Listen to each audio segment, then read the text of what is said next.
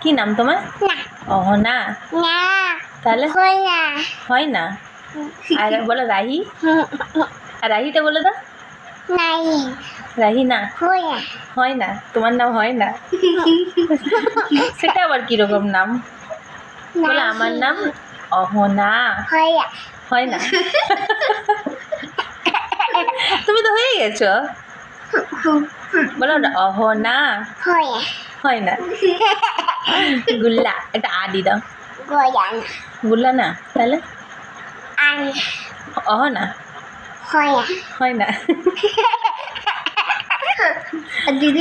দিদির নাম কি?